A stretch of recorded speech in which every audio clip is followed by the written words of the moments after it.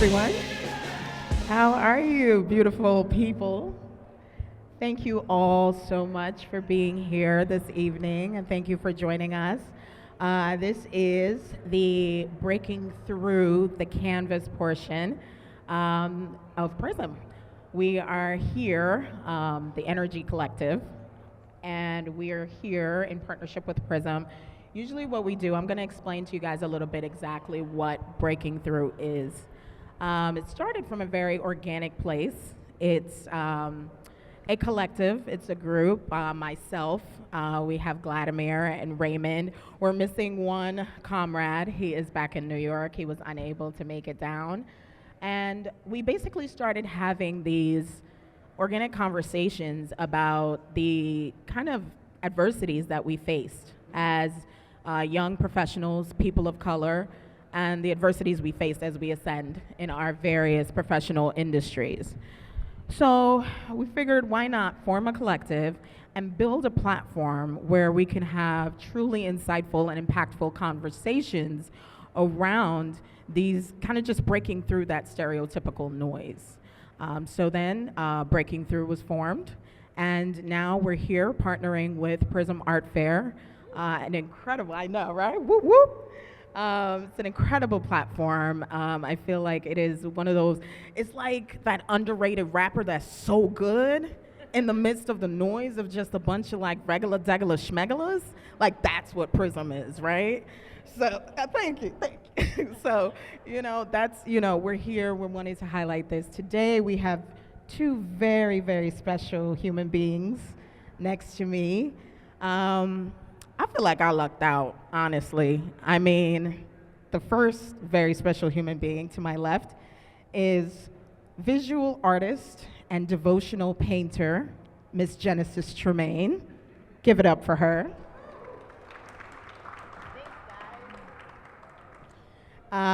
She is really setting this art world ablaze. She is like a quiet storm. That's what I call her. And those who know, and those who don't will soon come to find out. So that's how I describe her. You're welcome. Thank you. The second special human being here is Mr. Everette Taylor. Give it up for Mr. Everette Taylor, guys.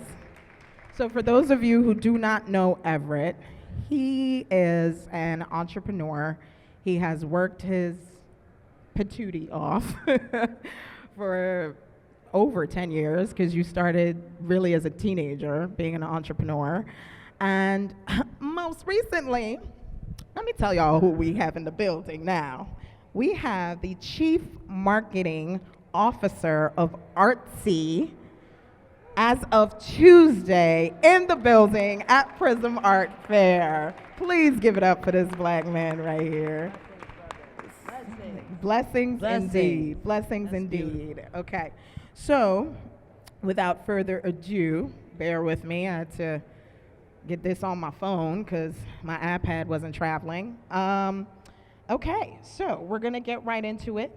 But before we jump into the more professional and purpose-driven portion of your lives, I wanted to give the audience a chance to really get to know the two of you, because you have really so much in common. And you two, most people would say started from very humble beginnings. Everett, I think you described your beginnings as humble was a step up. So Genesis, I wanted to start with you. What was life like as a little girl in Lafayette Gardens housing project in pre-gentrified, keyword, pre-gentrified Brooklyn, New York? Thank you for asking me that, Kim. It gives me an opportunity to talk about some of the things I really, really love. I absolutely love talking about being a little girl from Brooklyn. It is truly the cornerstone of who I am and of who I intend to leave here in legacy. But anyway, I grew up in my grandmother's kitchen, in the middle of it all, right between the bacon and the grits. Right between the bacon and the grits, that's where I grew up. 6th floor. My grandmother was a stern but sweet and kind woman who matured my elegance and arrogance and spirituality and she does not go to church. That's where I grew up, Kimberly, alongside 4 other very, very, very strong eagle-like women. My mother, who I still can't get enough of, and aunties, if you are one, give yourself a hand clap and a high five, because aunties are very important to the village. Very important. And my little cousin who we grew up as sisters. I was responsible for a lot. I was the eldest, which meant I had to be on time, and I had to have answers right the first time, and I was not allowed to waste time. That's where I grew up.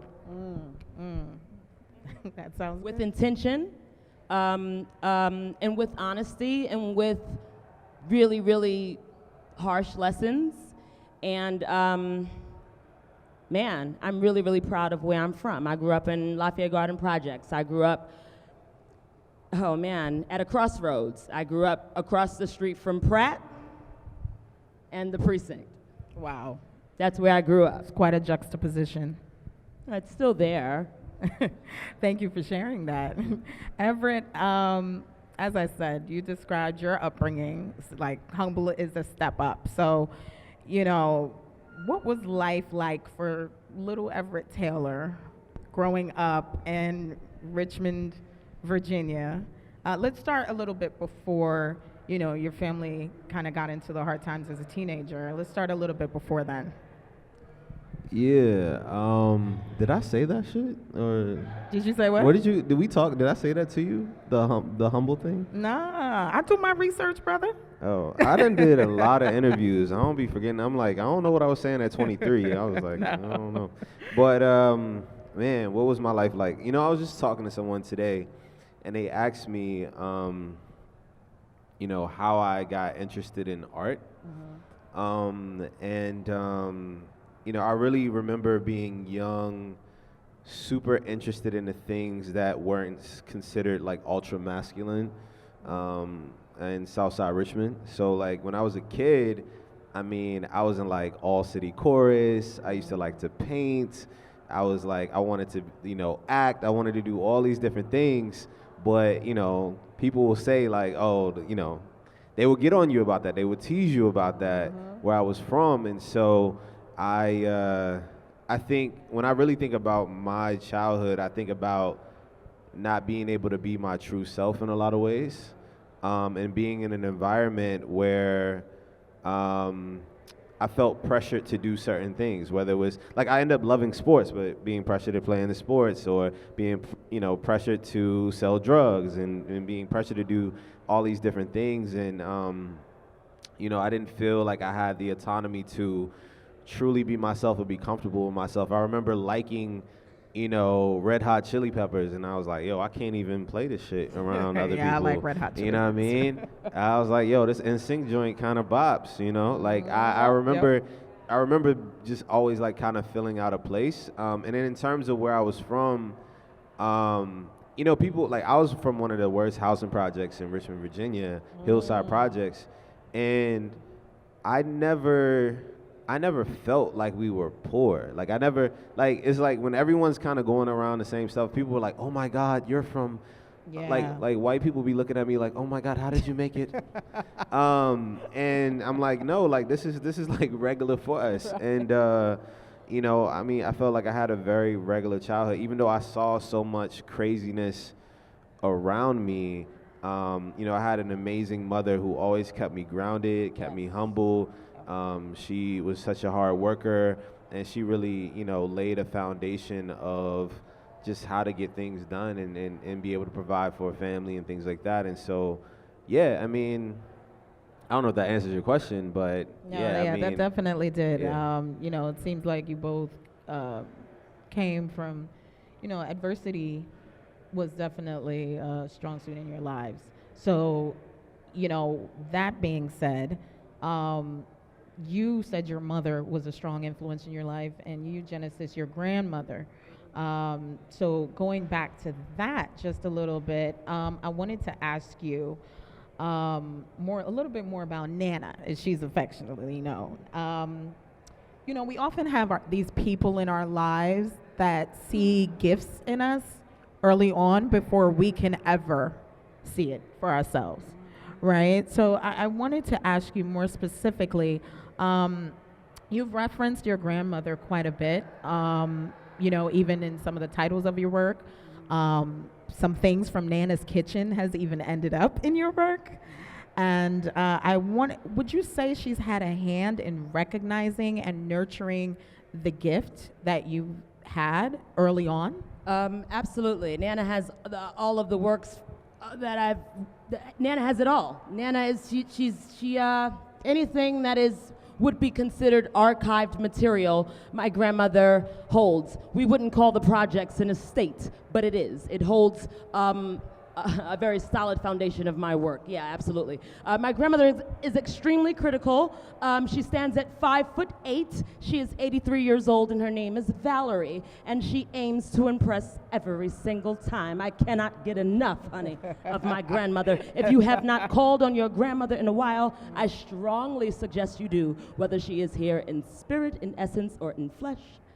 Make use of the elders in your life. Absolutely. I just pull as much as I can from her. I'm really, really grateful for her critiques. We hang out on Sundays after church a lot, and I still work at my grandmother's kitchen as much as she allows me to. She's still as critical about cleanup and getting out of her way. Sometimes she looks over her shoulders and tells me to push further. Sometimes she doesn't. Most times she doesn't.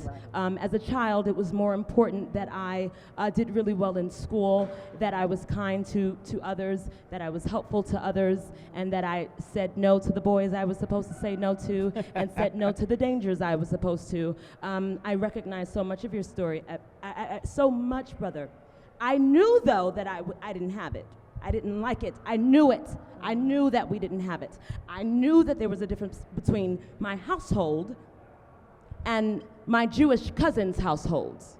I knew it. I would see my grandmother and my mom and my aunties wrap their feet in plastic before putting it into their boots in winter. I knew it. I knew something was different. You know what I mean?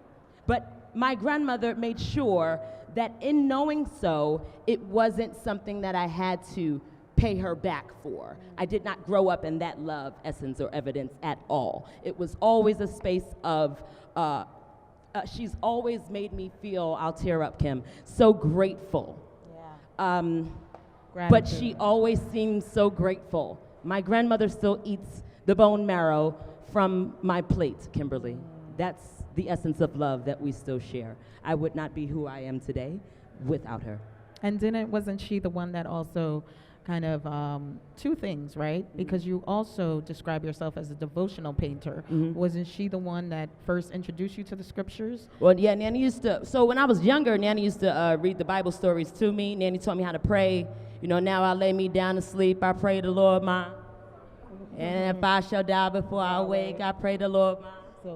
And we know that because of the elders in our lives, right? And that's something, we just hold it. We pass it, we hold it. We're grateful we are connected, right? By that, Misakuya Uyasa says we are connected, right? In prayer.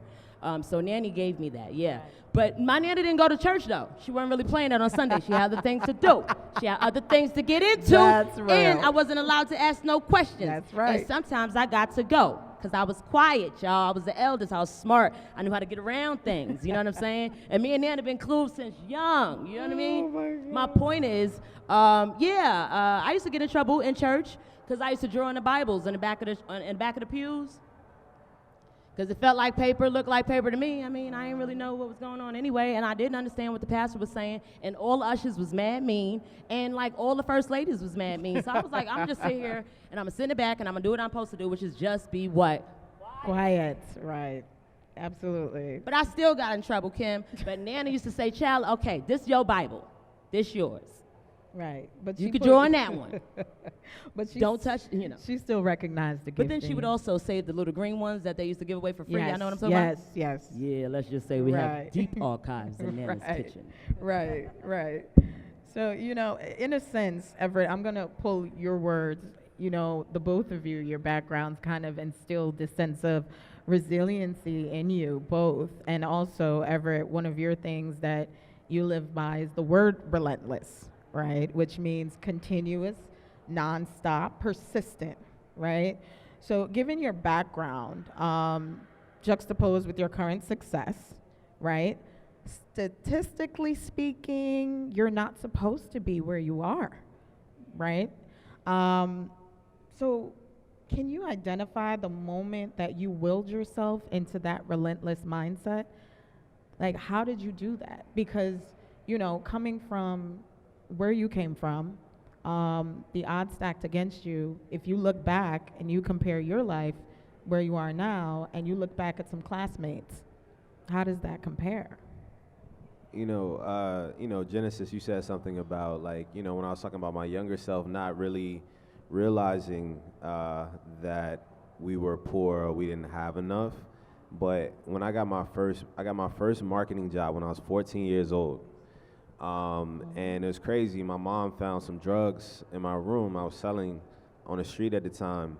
And she was like, you got to get a job. All my uncles and all the men in my family were either dead in jail because of the drug game. And so she didn't want to see me go down that route. And so she was like, you got to get a job. And in Virginia, you can get a job at 14. It's a farming state, all that. You can get a job at 14 with a worker's permit. And so she got me an interview at Chick-fil-A. Sorry for anybody that feels offended by that.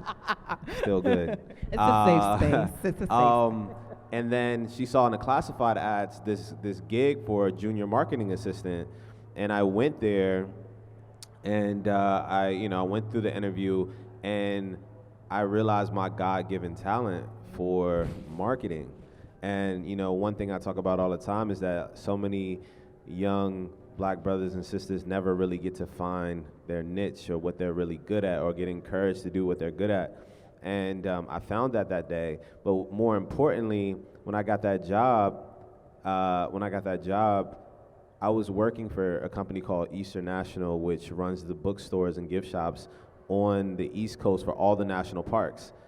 I started seeing people, Europeans, people with money, people from all, types of places from the world, like seemingly happy families, and like all this stuff. And I was like, wait, what? Because there was this disconnect between me and TV. I would see that on TV, but I was like, that's TV.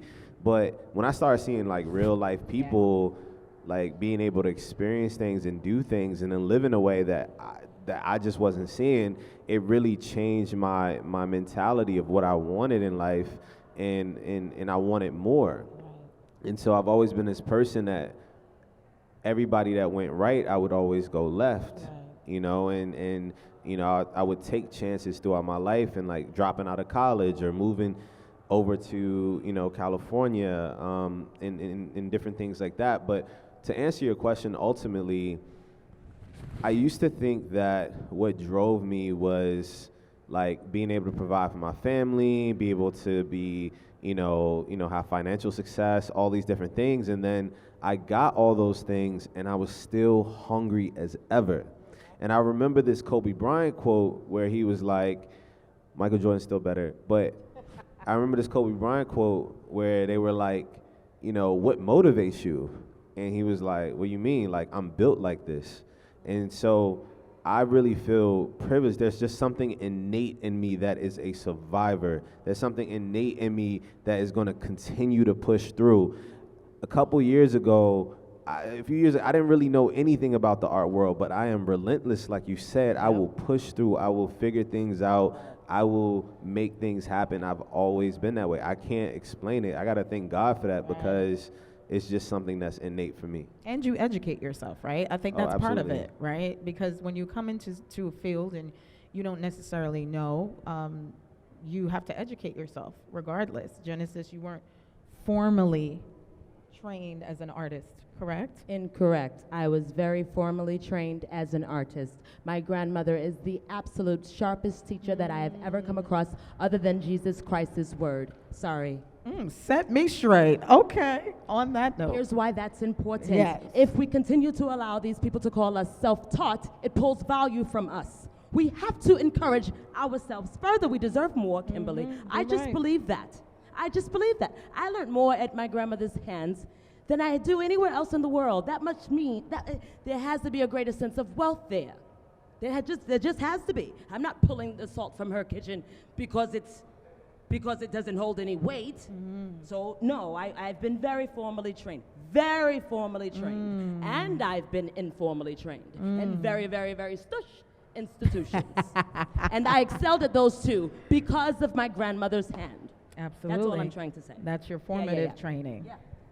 Very formal, very formal. Now, creatively, you back to the innate nature that drives us. And for me, the God that I serve, yes, I do believe that this is a gift. It is. But it is a great choice to serve through it. Back to my grandmother's hand. Back to a very formal space of training. But yeah, that's what I meant by that. Sorry, I didn't mean to interrupt you. No, but I just think it's very, didn't. very important, especially as proud as I am to show at Prizm. This was a very, very intentional choice. There's value in showing at home, point blank, period. You know what I mean? Can you define what you mean by home? I went, to God be all glory. I'm very blessed to work with a very, very strong team of an esteemed team. His name is Richard Beavers. We are from Brooklyn. New York. Richard Beavers Gallery. Yeah. Give it up. All of that flavor. All and then of we that. also work with Brother Jordan Beavers, who's here. And then I also work with Brother Jeremiah Ojo, who occupies the board of Prizm, as I've come to understand. And I also work with a very, very esteemed brother named Keith, who I'm very proud of. Kimberly and I also work together. My point in saying all of this is a choice. Yes. We sat down. We went to Scope last year. It was wonderful. To God be all glory. And you sold every single piece there. The correct? Lord that we serve sent me with a very specific assignment. Right. And the cherry and icing on top was that I got to see the works that I took down there be sold out. Beautiful. It was absolutely amazing. And afterwards, Brother Richard and the team said, Tramaine, we have to celebrate. And I pushed against it, but we came here, and I had such a ball. I even danced. I had a ball. And I said, Richard, this is it. This is it. And so that's what I meant by home. I felt invited. Right. I felt welcomed. Right. And I wanted to return. Right. And then I wanted to tell everyone I knew why they should be here. Intention. And that's very important, actually, and I'm glad you touched on that, because the fine art world can be a very elitist space to operate in. It can be, I'm just going to say it, I find it a new level of racist space to operate in, because you'll be in rooms and you'll be like, wait, did he just, what just happened? So for you to say this is a safe space and it feels like home, I'm going to pose this question to both of you. Have you, Everette, in your role as, you've had so many, right? And you've been in various boardrooms. And Genesis, you're moving in this fine art world. And Everette, now that you're a collector, you're moving in this fine art world. What has been your experience? And have you both, and I'm going to use this word, have you both ever felt there's been a time where you come in and you do not feel safe in a space, nor do you feel supported, or nor do you feel invited, even though technically you had the invitation in hand, but you felt like you were made to feel like you weren't supposed to be there? I'm a black man in America. I could drop the mic after that, but I will continue to speak. I gotta ask. The thing that made me push even harder was the friction that I received moving into these spaces. Again, relentless. And what's so crazy is that sometimes it's your own people too that aren't supportive. And I was just talking to someone, maybe it was you, Kim, but I was talking to someone about how, some people get in, right? Like some black people get in, and it's like, okay, that's it. Hurry up, close the Doors door. closed. Yep. And that's really discouraging. I remember I still do. I'll go to galleries, no one will say anything to me or speak to me, and you know, I mean, I've talked about this plenty of times in interviews, and you know, one of the things that galleries will do is like after you leave, they'll like Google you. They all want to Google. Always. And once Always. they Google, Yeah. yo, they bring a completely different type of energy, and I'm like, nah, keep that same energy that you gave me Right. before. Right. And that's why I've been very supportive of galleries and art dealers who look out for us, make things accessible for us, and it's been a really tough challenge, and I know everyone's not built like me, and so I know a lot of people get discouraged in the space. Right. And I pray that you guys in the space don't get discouraged. Collectors, artists, curators, gallerists, like don't get discouraged. I know how difficult it is, but we got to continue to push through, because the same way people laid a legacy for us and broke through for for us to have this black renaissance for black artists, we have to be able to do the same for the next generation. And you know, one of the things about me coming to Artsy is now I have a seat at the table, and I'm about to kick that door wide the fuck open. Yes. And yes. and I got here Tuesday, and first thing I did outside after meetings and all that, I was at dinner with Larry Gagosian. Woo. You know what I'm saying? And I was like, Say wow. that one more time. Who were you at dinner with? I just want to be clear. Larry Gagosian. Wow. And can you tell people who that is for those who may not know? It's just the largest gallery. Like, it's crazy. Yeah. Number one in the world. Number one in the world. Not in the U.S., in the world. And I'm sitting. I'm like, whoa, this is crazy. And I'm looking around. I'm like, yo, I don't see no one else that looks like me. And you know, I'm taking advantage of these opportunities, and I know that we have to make things happen. And so I know that I'm going to continue to experience those things. I still experienced it going through these fairs today and the day before, but I'm just really inspired to start to make some things happen. I'm glad to hear that. You know, it's kind of tapping on what you said about being, you know, having a seat at that table. You've been someone that created your own, not only your own table, just your own lane and your own path, right? So being at Artsy, you know, there's a lot. Now you're a C-suite executive. I believe you're the only person of color in that C-suite executive. At Artsy, there are no people at the director level that's black or brown, at the VP level that's black or brown, or the C level that's black or brown. Right, there's no one. So well, now there is. Now there is, now there right? is, so yeah. with that being said, I found it really interesting. I was, you know, Artsy is a source. I will say that it in a sense, it goes along with your mission, right? Which is democratizing art. And part of that democratization, if you will, is making it available to the masses. And they've done that by creating this online platform. However, I recently, in the airport, flight delayed, so I'm like, let me catch up on my Artsy articles, and they're listing fairs to visit at Basel. Don't blame me. I just got here. I'm not gonna blame you, but I just, this was not listed. Prizm Art Fair was not listed. And they're Artsy clients here. That's disappointing for sure. it's very disappointing because not only is this really, the premier place to go for, African artists and artists from the diaspora, it's that of equality, right? And then for us to be, I'm going to use a marketing word, for black to be trending the way it is in the art world, in the marketing, advertising world, it's very disappointing. So now that you have a seat at the table, do you really feel that pressure to feel like, how am I going to effectuate change? I feel pressure every day of my life. Of course. And people don't really realize that. And I live under a microscope now. Like everything that I do, every move that I make, I feel it. Like I have to think about everything that I say, everything I tweet, everything I put on Instagram, everything. I'm constantly under that. I invite that pressure. You invite it. I invite it because I know my shoulders are strong enough to take it. I can put that weight on my shoulders. And And me going to artsy is very strategic. I'm so sure. Very strategic. There's a lot of reasons, and a lot of reasons I can't talk about here of why I made that move. And I have a plan. I'm gonna make things happen.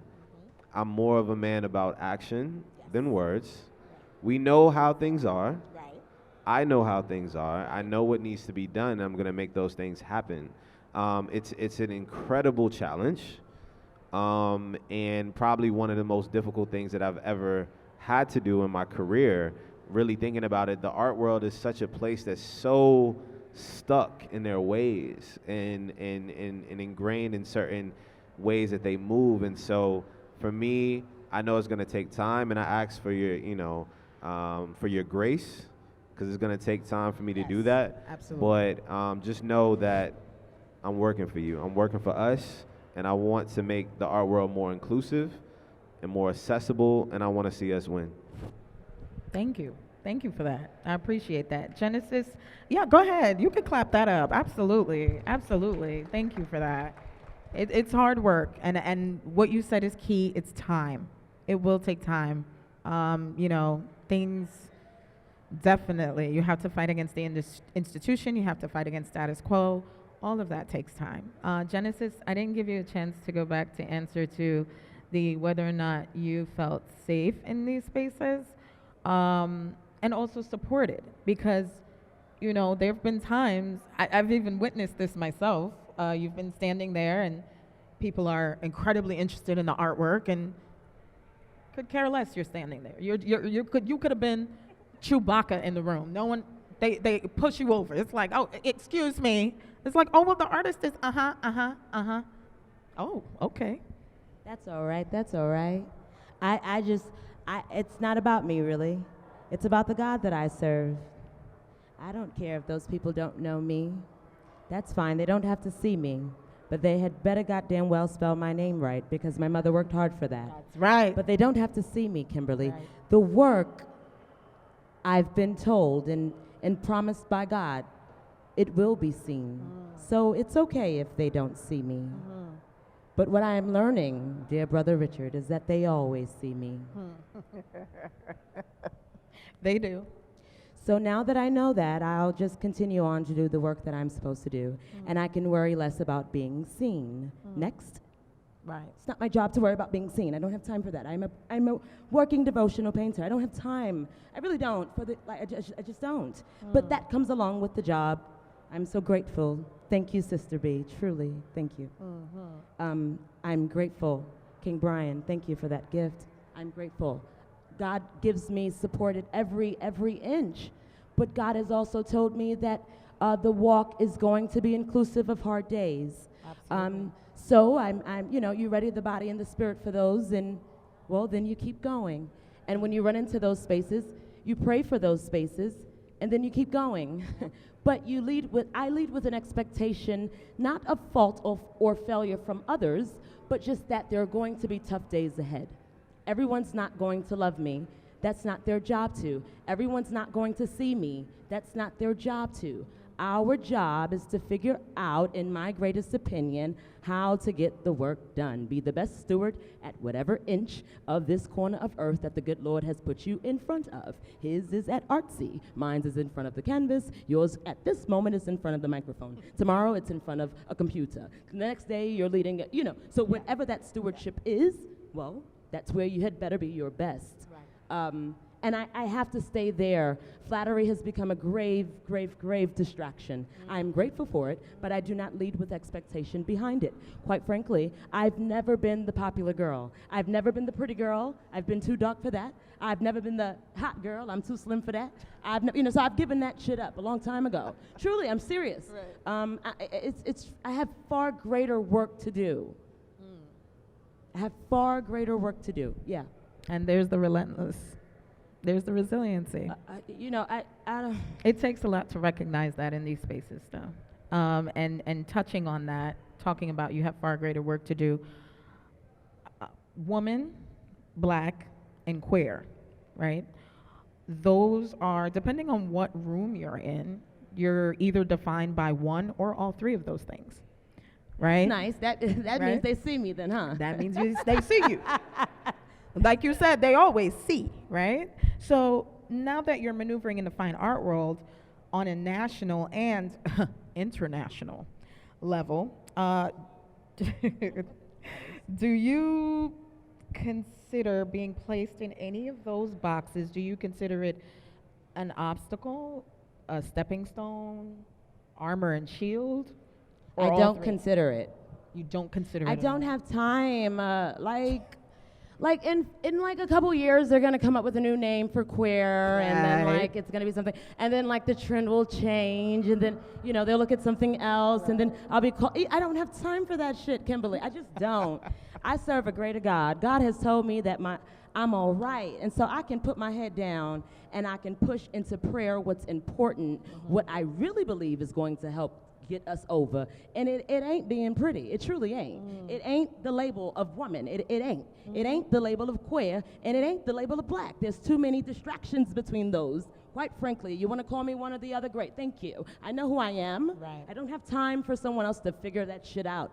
I'd rather you focus on the God that I serve. So I'd better well just put my head down and do the work that I'm supposed to do. Now, when I'm called into assignment like this, well, those intersections get to be further explained, and I get to extend a deeper narrative to how deep and how important those things are and why they're important. And I truly believe that those who are really interested get it. Yep. And I yeah.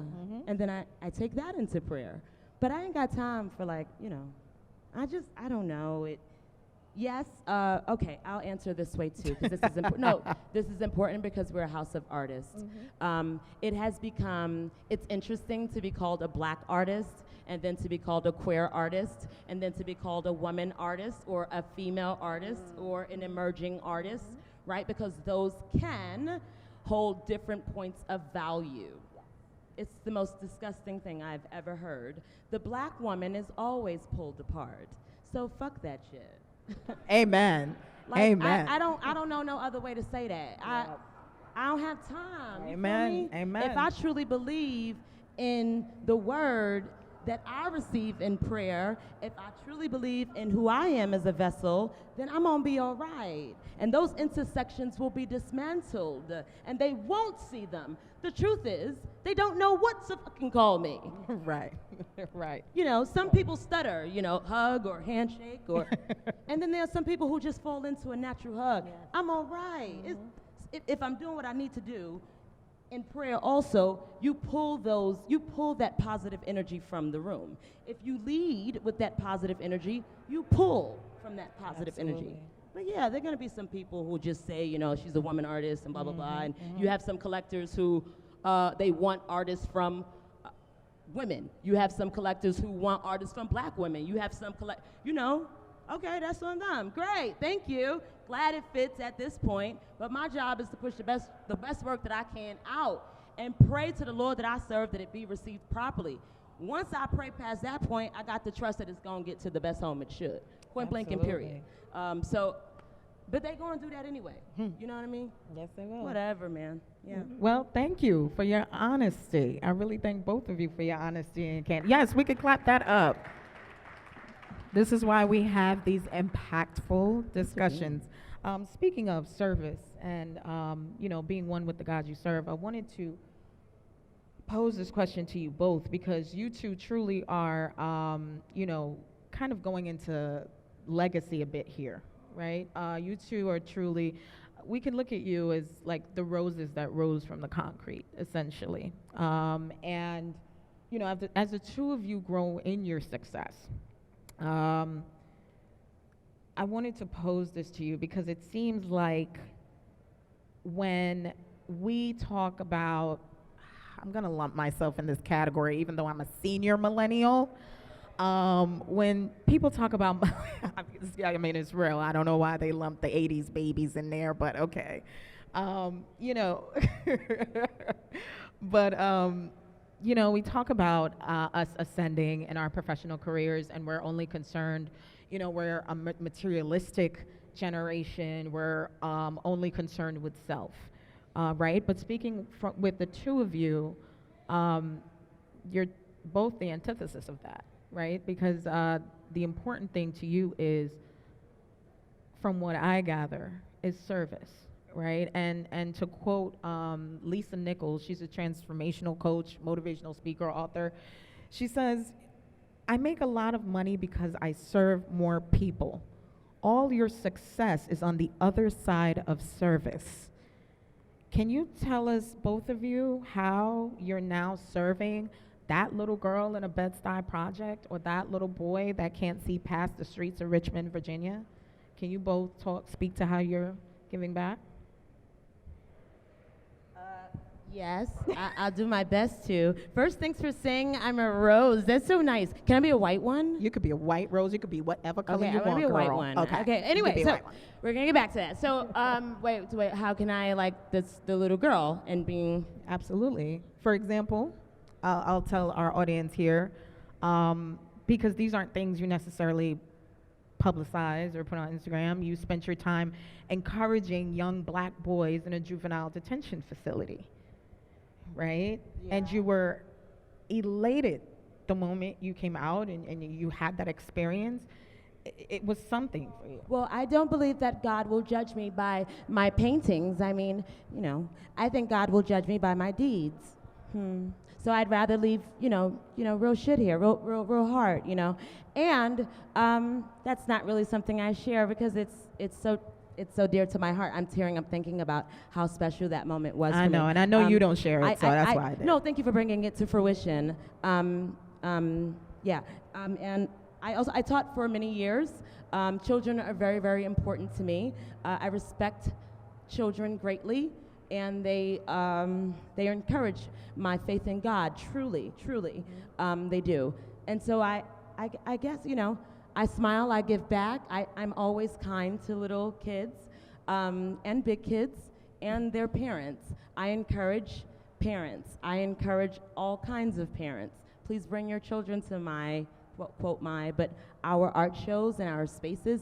Please feel invited as a family. That's kind of how my family and I have always traveled. That is very much how the camp that I am so grateful for and I travel. I think family is important, and so I guess I don't necessarily look at it as service. It has become more of a habit. Giving is a habit. I'm proud to give. I have broken many financial chains, I would like to believe, spiritually, because of my willingness to do things like tithe time and tithe spirit and tithe energy and tithe intentionally. And so all of those things are wrapped around giving, right? And sometimes it's really just a smile. Like if you see a little girl on the train or you see someone walking, smile, say hi. It's not gonna kill you. And it shouldn't be because she's a little black girl or a little brown girl. It should be because they're a little girl. You know what I mean? Like just exist in love as much as you can. And that's service. That's really important. Absolutely. But I am also very intentional about time away from canvas. It is really, really, I prayed out of the classroom, and what that means is I asked the Lord that we serve if I could serve differently. And so that means that my work is very tied to a lot of the social issues that are still present in the projects that I'm from. That means that I give money to the center that, that my painting sales I tied them back to a very, very black church that love and take care of me. I support children's ministries. Yes, I support young black boys in prison. It's my job to. Yes, I support black girls who code. Yes, that's very important. I don't know how to do that shit. I'm gonna need some help, honey. We gotta do that. On December 14th at the Richard Beavers Gallery, I am leading a workshop there. I'm very excited for that children's workshop. So yeah, I tend to lead a lot of workshops with kids, self-portrait workshops. It's like the greatest joy, and it's I promise you it takes this much time, and it's amazing. But that starts with a smile. Yeah. That's beautiful. Everett? Um, Aren't you like in a NASA ambassadorship something? What's so crazy is I almost don't even feel comfortable talking about this because we live in this age now where everything is like you want to receive something for doing good. Like, right. Oh, I'm feeding the homeless today. Yo, Let check me me gram out it. Let me put it on the gram. Right. I'm doing things constantly. Right.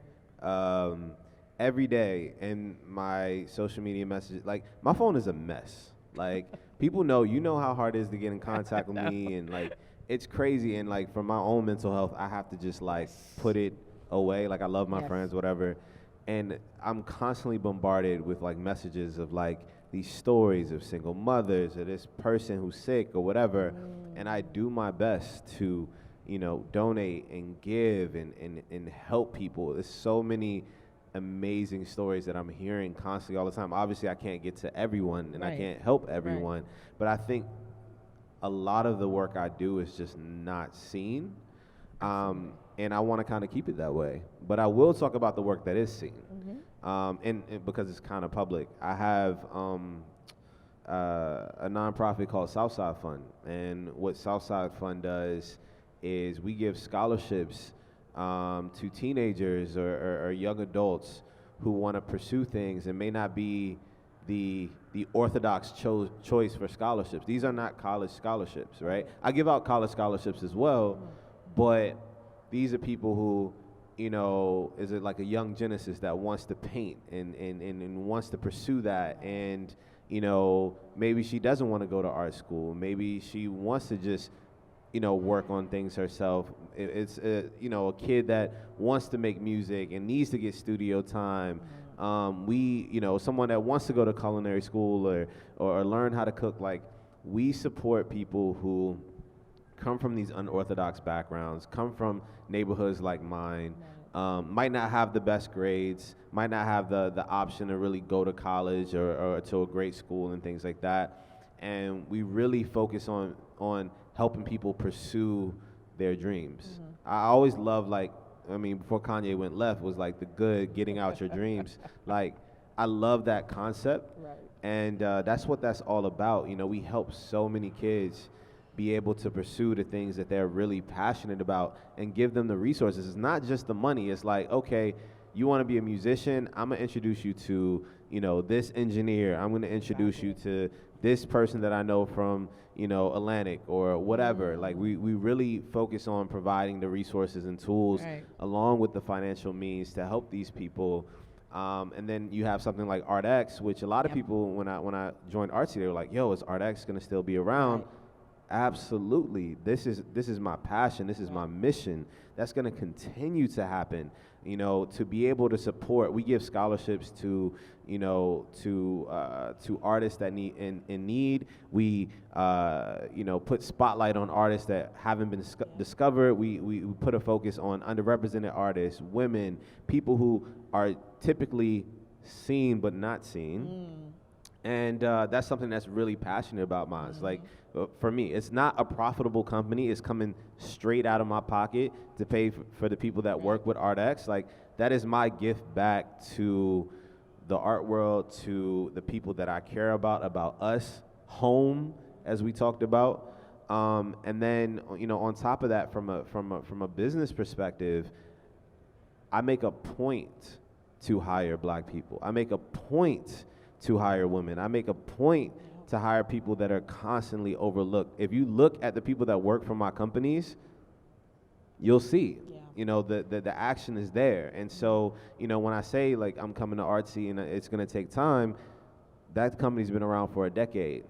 Just give me some time. I'm going to make those changes. And so I just try to make sure that in any position that I'm in, whether as an art collector, making sure that I'm able to support emerging artists, especially emerging artists of color.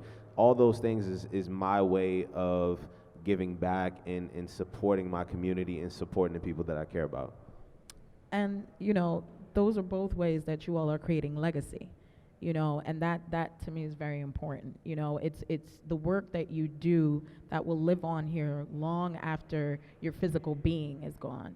But getting into the money of generational wealth building.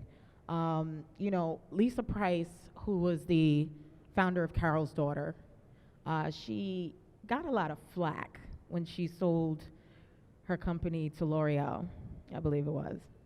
And she was doing an interview, and the interviewer asked her, well, well, how do you feel? The black community has turned its back on you. She's like, well, first of all, my community did not turn their back on me. Some of them just a little mad, so, relax.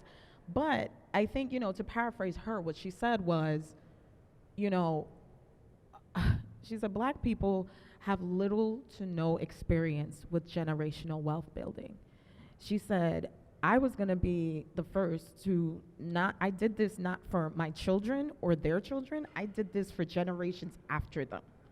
This was going to be a start for my family. So regardless of what anyone says, I am doing this for my family.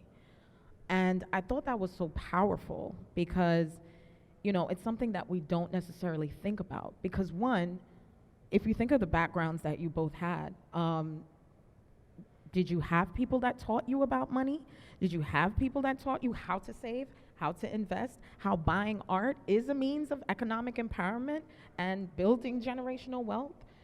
So going back to that, I guess I kind of want to know what was the point that you discovered that, more particularly Everette, you, because as the collector, was it just out of an organic place that you said, hey, this piece of art is beautiful. I make a little money, let me, buy it? Or is it, hey, wow, yeah, this is great, but let me really delve in and really look at these people who are treating these beautiful pieces as just commodity, right? So how did you go about that? Man, it's such a huge question just to answer the initial part of the question, I didn't know anything about money, about saving money, investing money, how taxes work. I remember I sold my first company when I was 21, and I was like, I owe how much to the government? Word. I just didn't know about a lot of these things, and I didn't have anyone where I was from that could really teach me or pass down that information. And, and it's not a lot of people who have made it. Like I said, getting behind the door and shutting the door fast, I challenge people who have been able to obtain wealth and resources to reach back out because they're not doing it enough. And I was someone that I wanted to learn those things. I wanted to learn how the world worked, and people wouldn't teach me. Right. And you talk about the art world, you see some bougie black people at some of these fairs, and they're just like, moving along.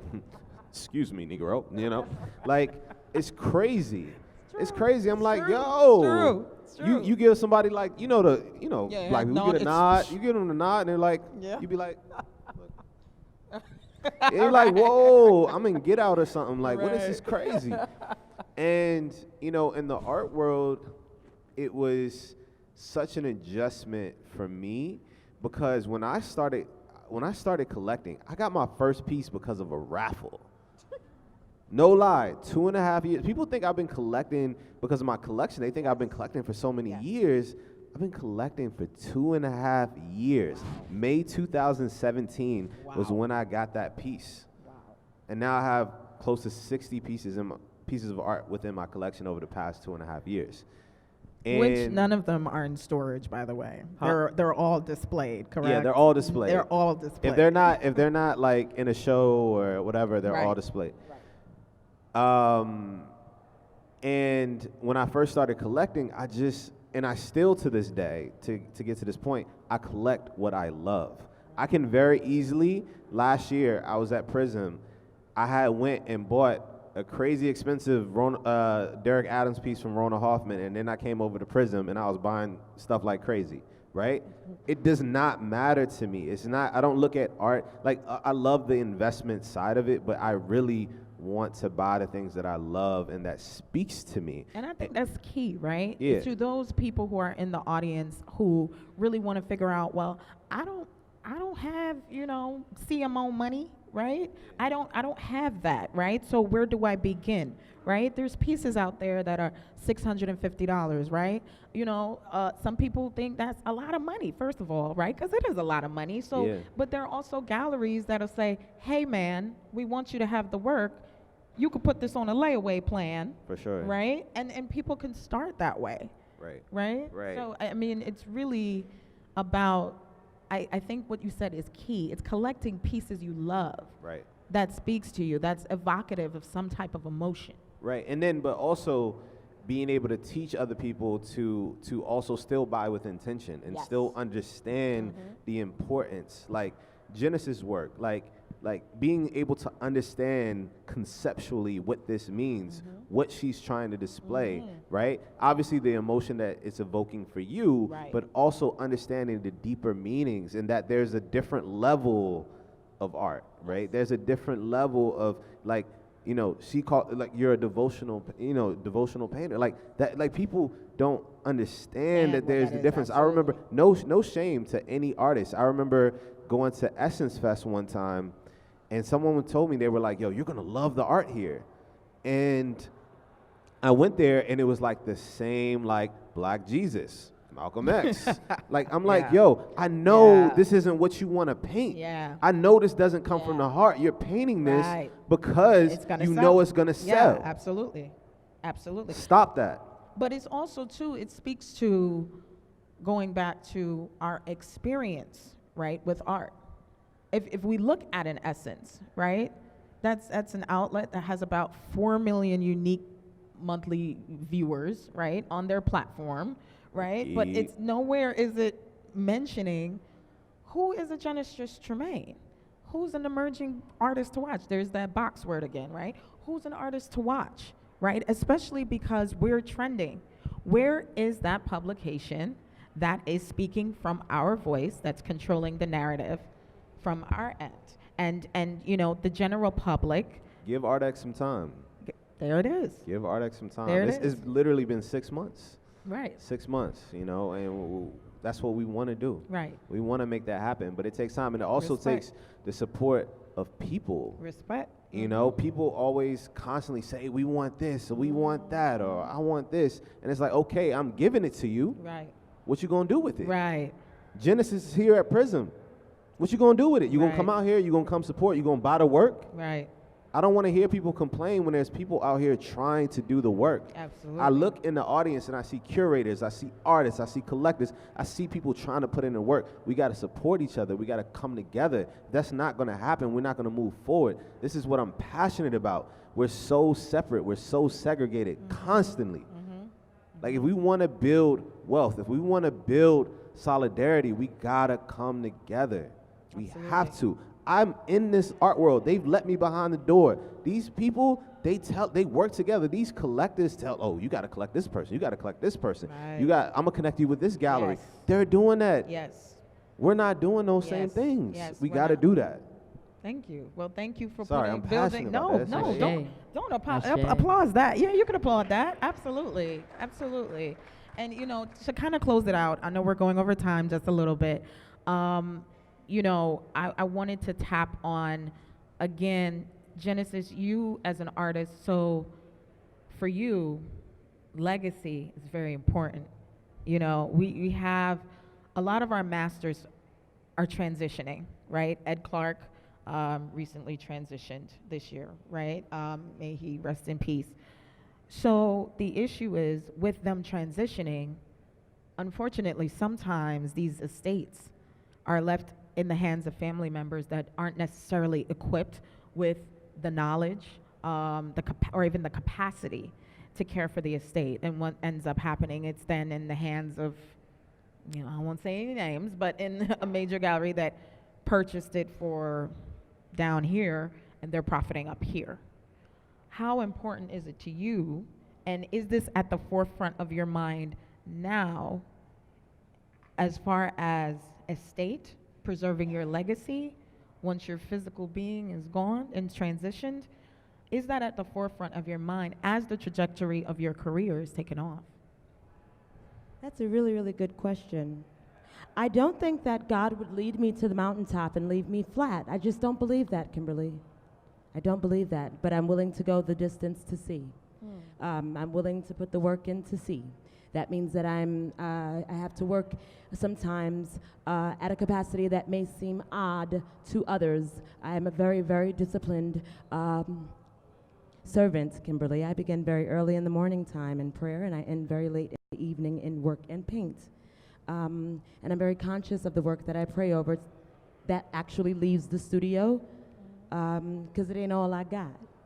You don't ever give them all you got. Right. Back to the hands that raised me. You know, Nana make a little sweet potato pie here. Then she make a little red rice here.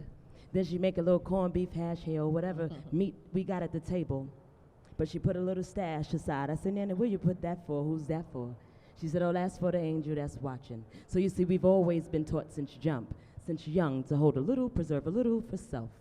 You heard the black man, he said he sold his first property at 21. That's so impressive. We can't let things like that go, because it means he was smart enough to hold a little bit for himself. Yeah, that's right. And then he trusted that gut, and he did it again. It is no different than me going back and forth between prayer and paint, right? And so, yeah, you always, I always hold a little for self. Back to tithing. I don't release everything that I paint into a place of sale. Because many of the things that I paint are worth far greater value than a sale can occupy. And so that's between me and the Lord. I have to believe that I am worth investing in, and if I believe that, then I'm not going to give them the cream of who I am. I just won't. I'm going to be smart enough to listen in. And when Nana says, that one ain't too bad, child, maybe, well, I guess that one ain't too bad. When she says that to me, I pull that one deeper.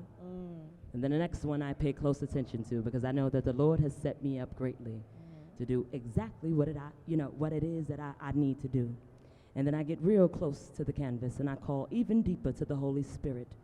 And in doing that, Kimberly, I am allowed to produce at a level, oh man, to God be all glory, that stumps me, truly. But you do not release all that the good Lord gives you. Some of it you hold, and you mature. Because what you receive is a lesson for you too. It's a gift for you too. And we are worth preserving. We are worth I don't know how to. So I don't release everything that I paint. No, that's Very thank you. Thank you for of that. sharing that. Yeah. I appreciate it. Thank you both. Now, this is my last question, and then we'll open it up to a couple of questions in the audience, and then we'll wrap up. 2 songs from your playlist that you currently listen to when you need to get in a certain zone. Just give me 2 or 3. Number 1, I love History by Jay-Z. Like when I'm about to do anything, like I feel like it's about to shift my life or is going to be monumental. Like I love listening to that song, and it inspires me so much. I'm trying to think if there's a second song. Like that's really like That's it. been my song. Yeah. The other joint, Crazy, is the joint that's in the I can't think of the song right now, but it's in Rocky 4 when he's training to fight the Russian. Yo, you know what I'm talking about? She loves I just rap. watched That the was run. those Yo, are her movies. that's That's her movie. It's like Hearts on Fire or something like that. That's my shit. Yo, it's like hard. for real. Well, Like, actually, one of mine, Everette, was dun, dun, dun, dun, dun, dun. That's it. I'm dead serious. I just learned like the first lyrics, and I just read back to like the melody that's been playing, and it's just one of those reminders that God's always had me. But I dig that for real. I just watched a run of Rocky on Thanksgiving. No lie, I just watched it. Yeah. it's all on Netflix right now. I did. feel like. I did. Well, I was chilling. Anyway, number 4 is my favorite too. Those are good songs. I'm not that like cool. I only listen to gospel. I paint to gospel. Yep. And that's it. Old school, new school, contemporary, traditional. Lately, it's been more melodic. I love Coltrane and I love Miles, and sometimes that puts me in a different prayer space. But I listen primarily. My favorite gospel singer is Maurette Brown Clark. Like I love her. I love Richard Smallwood. I love Tramaine Hawkins. I love the Hawkins. For anything about Hawkins, it's like dope. Mississippi Mass Choir, they my homies. But yeah, like no, I'm serious. Like I love gospel. Go for it. Do it. Forgot do it. what? Okay. All right, pre-Crazy. Okay. Kanye Last Call if that doesn't inspire that joint is crazy. Right. That's I forgot about that joint. Okay. Kanye Last Call on the College Dropout. Listen, that entire That- album was a very pivotal time in my life, and that was, that Yeah. and college dropout, and I think graduation. Yeah, that's. I'm Yeah. still, hey man, I'm still praying for Kanye. So y'all can say what you want. You know, he's on a journey, and I'm not judging. We're all on journeys. We're all on journeys, right? Yeah. But that's one of the most inspirational songs. Like if you need inspiration and like Yeah. people are doubting you and not giving you that opportunity, like whether you're a collector, a curator, an artist, listen to that song and it's just like it takes you back. And I feel like a lot of artists, not saying no names, at Basel we had the like VIP preview early on yesterday, and there was this artist that I wanted. And it's a black artist, and I said, I talked to him, and I was like, yo, like, I really want to get a piece, yada, yada, yada. You know, your price point is, like, getting up there, like, you know, to a point where it's going to be out of my budget soon. And he, I was like, I could really use your help. And he was like, bro, like, yeah, I just focus on the work. And, like, this is what it is.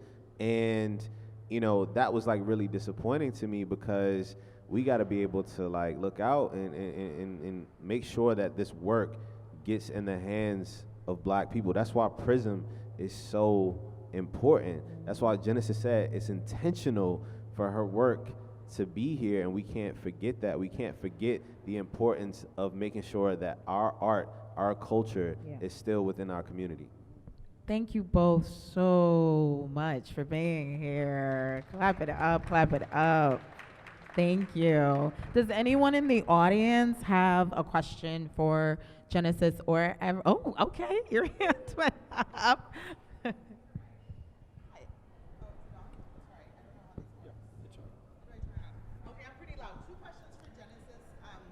Is there, and you may have talked about this a little bit, is there points in your journey that, is there a point in your journey that you maybe had doubt or thought, this is not the path I'm supposed to be on in terms of like making it and paying the rent, the practical parts of being alive, right?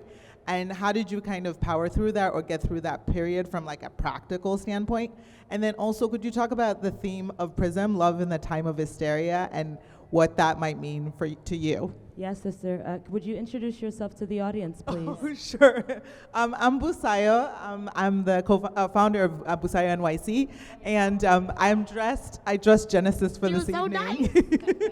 So that's one of our pieces. blessing. And thank you. She lives what she says. She's so amazing and supportive. So thank you so Sister much. B.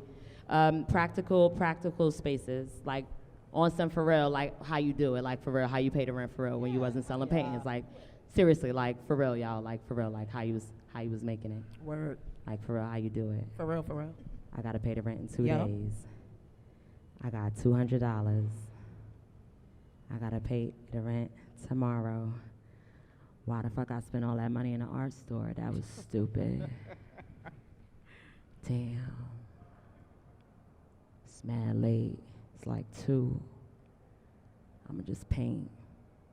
I'ma just make this peanut butter sandwich, not the jelly, because I might need that. Fuck, I ain't got enough bread. I said the last bit and shit. I'm still hungry. Just paint. Just go deep into prayer. Lord Jesus, thank you for this peanut butter. Because I still got this spoon. I ain't got no more bread, but thank you, Father. That's how I did it, B. On my knees. I could show you. I stay on my knees in prayer, B. And I believe, sister. I believe in the God that we serve in a way that I tear up. Like, my relationship with Jesus has saved my life. And it showed me how strong I was in those practical points when I didn't have anything. It showed me, like, the story of the woman with the cupboard when she invited the angel, and it showed me how to, you know what, just make them beans, Jen. Now, come to my kitchen on a Sunday, I will cook, honey, because I have been taught to scrape from every bit that I've been given. You feel me? So a prayer, deep prayer, having real conversations with myself about the points by which I can add discipline to my day, being extremely consistent, do not work for yourself in a way that you will not work. Like, you can't put work in for the white man and then come home and not put work in for yourself. That is the most silliest thing I've ever heard in my life. I would get up and teach my children and then hit the after school, and then I would hit the basement because that's where my paintings were, put a little work in there, go home, grade the papers, do what I had to do, kiss my boo, get right back into the paint. And hell no, I wasn't selling shit when I was teaching. I didn't have time, you know what I mean? So it's up here, it's in heart, it's belief. My wife and I suffered a fire a few years ago, and what I truly remember is the grace. I'm being dead serious. I remember the prayer. I do not remember what the hotel room after was like. I remember the people who called me offering things. I remember hugs. I remember seeing cousins I ain't seen in a while. But what got me through that? Practical prayer. Getting up and doing it on purpose every single day, whether I had it in my pocket to or not, humbling myself to ask for help, humbling myself to help people who I knew for sure didn't like me, making sure that Mr. Norman, whether he said hello to me or not, got upstairs with his groceries, being very, very intentional about how I give. I can recall selling a piece. It was a sketch for $300, and the children at my church, they needed money, dear God, for their schooling, so I gave them $250. Because I felt like 50 was enough to get from where I was back home for the week. I've lived with less. So that's how I broke the chain of financial heartbreak. Let's call it that. I broke the financial chain by giving intentionally to what I could. Yeah, that's how I did that. That's honest, yeah, that's the truth. And then your second question, sister, I'm sorry.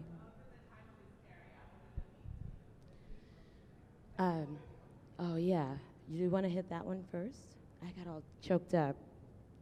It means being really honest when it's really hard. It means being honest. It means being, love is a very intentional space, so it's an action. The brother mentioned action a lot, but he spoke through passion, which means there's love evidence there, right? And so I think it's in the mass of hysteria. The black existence is always in hysteria. So we have to love each other, ourselves, Ashe to the Father and Mother God that we serve, and look each other in the eye. Ask for name, remember. Don't just send a DM. That's so lame. It really is. Don't just give your business card and not follow through with a, hey girl, the next time you see him, don't do that. Right. That's mean as hell, and you know better. I'm serious. When you see somebody on Facebook put up a really sad emoji, don't pass that shit by. They may really be having a bad day. If you think of a friend you haven't seen in a while, call them. That's for real how I broke those, forgiveness, intentional forgiveness. That's how I chipped away at a lot of the anger spells that were holding me down. And I moved from working in a space at 80% to surrendering it all and being completely in. And then, wow, I became a better person and better grateful. So gratitude breaks those chains too, right? And then oh man, I started attracting really cool people. And it's crazy, for real. And new colors on the palette, larger sizes, insane. So I would say those things. Mm-hmm, mm-hmm. Thank you for your question, Busayo. And Everette. And, all right, it's hysteria, man. It's crazy to me. I used to get so worked up every single day. Another black person slain by the police. Another tragedy happened, and I used to just take it, and it used to just do something to me that brought me down to a level where I could not focus. yeah. I was so emotionally charged, and I did not channel that. Yeah. And now, it's so much craziness going outside here every day. I channel that energy into love. I channel that energy into support. I channel that energy into action. That's really what it comes down to. A lot of times we just sit around and we complain. We sit in our spaces and we complain, and we talk about the things that we want to happen, but we're not supportive of one another. We don't love one another, you know. And for me, I'm just so passionate now.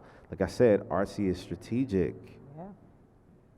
It's Oh, I not. know. It's not this move. Like being an entrepreneur is lit. I do whatever the hell I want. I Exactly. work wherever I want. I Yep. do whatever I want, and I make great money. The thing about artsy, and I love this position, but I don't need artsy, Right. and that's the difference. I don't need artsy. Right. But what I can do there is, with everything that's going on in the art world, in the black community, in that space, that can be my way of being impactful. Absolutely. And we all got to play our part in the spaces where we can be impactful. So yes, there's hysteria. Yes, there's craziness constantly going around, but we got to continue to love one another and play our part. Great answer. Does anyone else have a question? No? Thank you so much, guys. Thank you very much for being here. We thank you so much. Mikhail Solomon. Can we all please give a huge round of applause to Miss Mikhail Solomon, please? Founder and director of Prizm Art Fair. You work so hard, and we thank you so much, because this is truly a labor of love. And continue pouring love into it. And love, sometimes it hurts, but as long as you keep pouring into it, trust me, this is only the beginning. Thank you so much.